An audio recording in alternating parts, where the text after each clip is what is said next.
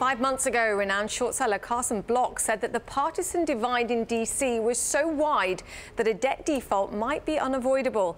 He said there are two numbers that the market is ignoring: 218, I'm talking about votes in the House, and $2 billion. That's the government's daily cash spend.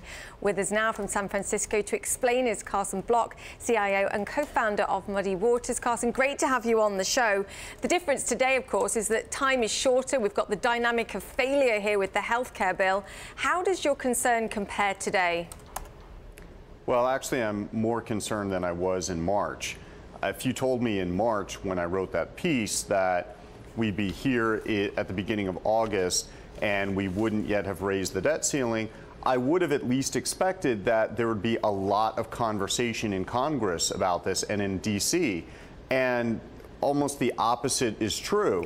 Yeah, we hear Treasury Secretary Mnuchin trying to make the case for raising the debt ceiling, but it's just being drowned out by all of these other happenings in D.C. right now. So it's probably even a little worse than I could have expected.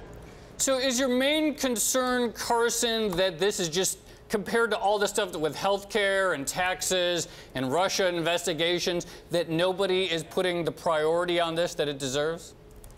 Well, that's an additional concern. The original concern that I had is that on the Republican side of the House, you have 29 members of the House Freedom Caucus, which, if they hold true to historical form, they would not vote to raise the debt ceiling, which means that you would need the Democrats to help out the Republicans in the House to pass it.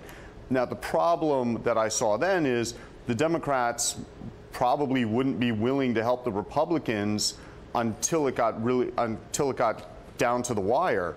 And right now, I kind of wonder whether, I mean, it might even get further than that. But what you see right now, this dynamic between the president and the Republicans in Congress, it's not encouraging because, you know, now there's more, I mean, maybe you could even call it a little bit more warfare between the two. So I really think that it's going to be hard for the White House to corral the Republicans in the House and get the votes needed to pass the debt ceiling raise.